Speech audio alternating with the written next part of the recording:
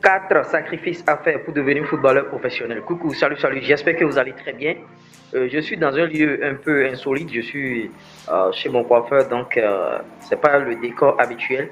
Il y a beaucoup de footballeurs africains qui aspirent aujourd'hui au Graal et on est là, nous on est là pour travailler avec les footballeurs africains pour qu'ils puissent bien sûr signer ce contrat pro. C'est vrai qu'au pays, ils se disent, bon, j'ai déjà signé un contrat pro, je suis dans un club de première division, mais ça ne suffit pas. C'est signer un contrat pro véritablement dans un grand club, pourquoi pas un grand club africain, à l'instar de TP Mazembe, à l'instar d'autres clubs aussi, et pourquoi pas voyager aussi en Europe, parce que bon, c'est votre rêve, on ne peut pas vous refuser cela. Beaucoup de joueurs aspirent à aller jouer au Real de Madrid, au FC Barcelone pour gagner beaucoup d'argent. Donc vous êtes sûr, la meilleure chaîne YouTube qui va vous conseiller à réaliser cette chose-là. Et si vous entendez un peu de bruit, excusez, je vous ai dit, je suis dans un lieu un peu insolite. Et pour pouvoir devenir footballeur professionnel, aller jouer au Real de Madrid, Barça, tout ce que vous voulez, Manchester United, il y a des sacrifices à faire. Le premier sacrifice, c'est éliminer d'abord les soirées. Vous voyez, aller les soirées, parce que quand vous jouez, vous aurez toujours des amis qui viendront vous dire, bon, viens, on va sortir ce soir, on ira boire quelque chose, viens, on ira prendre de la chicha. Hier, j'avais balancé une vidéo sur la chaîne ici. Je vous ai dit, footballeur, ne faites jamais ça. Vous voyez, quand vous sortez, vous buvez, tout ça, là, allez suivre la vidéo.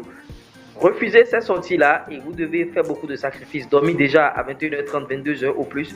Ne pas faire des soirées nocturnes. Mais ce qu'on constate sur notre topic ici, c'est que beaucoup de footballeurs veulent bien sûr s'amuser. Bon, des amis leur disent, bon, tu es encore jeune, viens t'amuser. Tu as tout le temps pour travailler. Et on pense qu'avec le travail, ça va compenser l'énergie dispensée et tout et tout. Deuxième sacrifice à faire, c'est le cercle social. Vous voyez, il y a des jeunes footballeurs, les parents déménagent et changent de zone constamment. Il y a le cercle social qui vous influence parce que tu es venu dans une zone où, bon, peut-être que tu ne connais personne, peut-être que tu es seul, tu es isolé et tout et tout. C'est les meilleures zones pour pouvoir travailler, vous voyez, le cercle social. Troisième sacrifice, ne pas avoir d'amis stables. Vous voyez, quand vous êtes en centre de formation, vous êtes un footballeur, ou bien vous êtes dans un club, bon, en griffe professionnelle au pays, vous dites, bah, lui c'est mon meilleur ami, c'est mon ami, c'est si.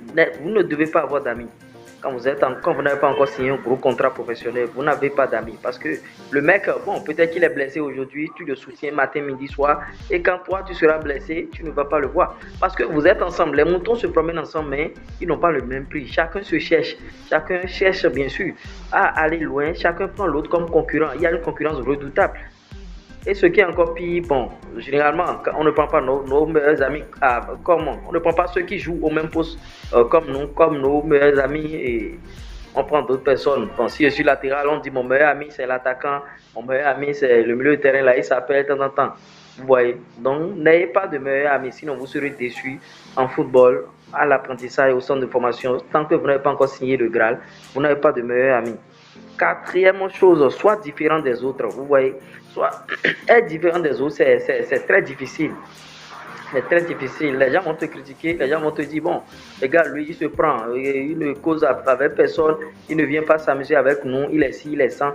Accepte ça et sois différent. Être différent, c'est quoi? Quand vous êtes différent, vous devenez exceptionnel. Tu peux travailler même à des heures insolites. Moi, quand je travaille véritablement, des soirs à 23h ou bien courant 0h, je suis en train de courir dans la rue, des policiers me rencontrent. Ils me demandent, mais toi, qu'est-ce que tu as? Alors que je suis en train de travailler, je suis footballeur. Peut-être que dans la journée, je m'étais allé entraîner dans mon club et j'ai pris la soirée pour travailler. Parce que moi, je travaillais tous les jours. Ouais, le travail bat le talent. Et vous devez travailler tous les jours. C'est de ça qu'il s'agit. Donc, je suis déjà différent.